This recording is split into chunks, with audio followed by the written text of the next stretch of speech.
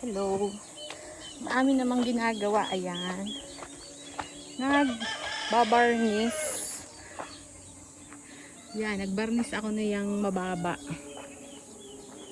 ng kubo. Palibot, paikot. Paikot na mga mabababa. Ito na yan. Ng kubo.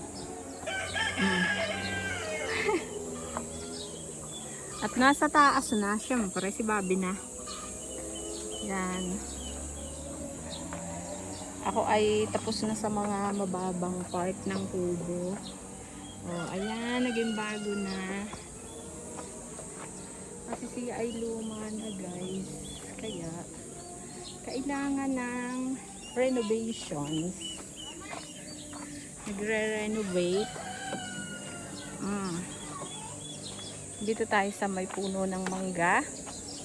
Ang init! Ang init, guys. Oh.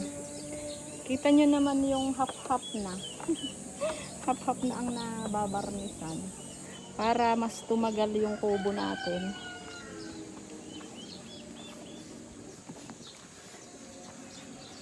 Dinulungan ko yung kanina dun sa babalaan.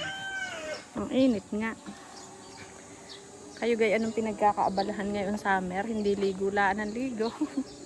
Ligo laan ng ligo sa dagat.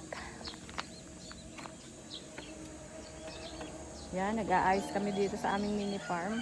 Mamaya kami mangungahuli ng mangga. Ikot ko kayo. Ang mga kambing, manok, pabo, bigat farm na farm ang peg. Kung ngayon, yan. Hi sa inyo. Salamat sa mga nanonood at nag-subscribe syempre dito sa aking YouTube channel. Buhay Bukid. Para tumagal yung aming kubo. Ayun. Barnisan natin habang mainit pa ang panahon para kapit na kapit ang barnis.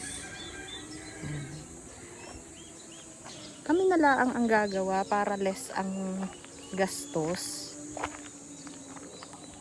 Salamat pala dun sa mga nag-subscribe. Thank you for watching ng aking YouTube channel. God bless sa inyong lahat.